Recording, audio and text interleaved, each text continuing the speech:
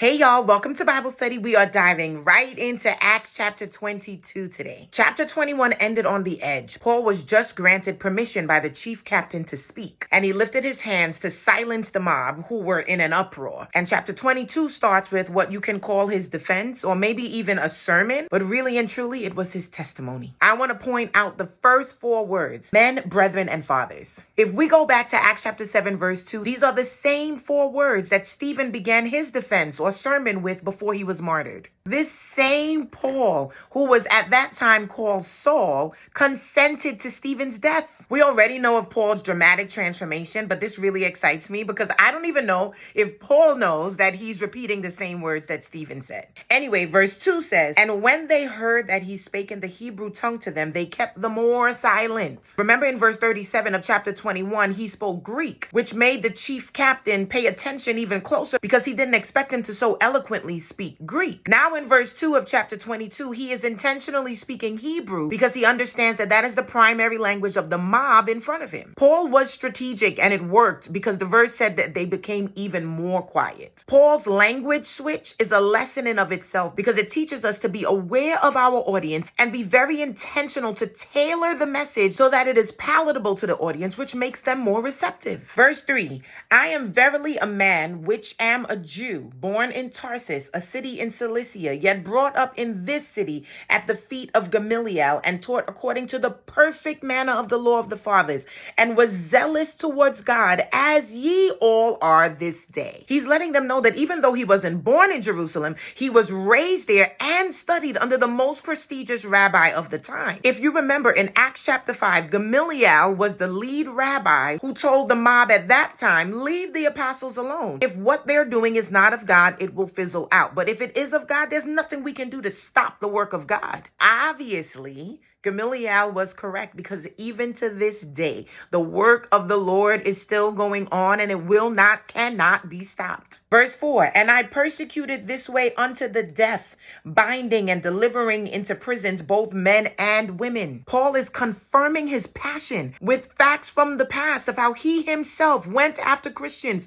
the same way that this mob was coming after him. And then from verses 6 through 21, you can read it yourself. He gives a full account of his conversion, starting with what happened to him on the road of Damascus. And he points out to them that when he was on that road to Damascus, his goal was to capture and kill Christians. But we know the story. God knocked him off of his horse and changed his life forever. But when he got to the end of his testimony in verse 21, he said one word: Gentiles. And the mob was once again triggered. And verse 22, "And they gave him audience unto this word, and then lift up their voices and said, Away with such a fellow from the earth, for it is not fit that he should live." Can I tell you, Paul's message then is the same today. God could care less who you are, what culture you're a part of, what your status is, how much money you have. As long as you come to God through Jesus, we are all the same and equally welcomed into the family of heaven. Listen, the mob did not approve of that message. And verse 23 said they started screaming and ripping off their clothes and throwing dust in the air. They were losing their minds, child, just bugging out. Then in verse 24, the chief captain, who, mind you, he had no idea what they were saying. It must have looked crazy to him that everyone was listening quietly and then all of a sudden they were in an uproar. Because remember, he did not speak Hebrew. And he commanded the soldiers to take Paul away so he can be examined by scourging. His intention was to find out, what did Paul just say? What did he do? What happened? Now, this practice of scourging was a very common punishment by the Roman government at this time, but it was not to be done to Roman citizens. And let me add, it was so brutal that it would usually end in death. But in verse 25, Paul, knowing this information, asks a soldier closest to him, "Is it lawful for you to do this to a Roman citizen?" Paul knew the answer to that, but he was asking them so they would second guess what it is that they were about to do. The soldier ran to the chief captain and said, he's a Roman. The chief captain heard that and came to Paul and said, "You're a Roman citizen?" Paul said, "Yes." And with that, the chief captain got extremely nervous about going through with this examination by scourging and decided he needed full clarity as to what it is exactly that Paul had done. And the final verse of chapter 22, "On the morrow, Because we would have known the certainty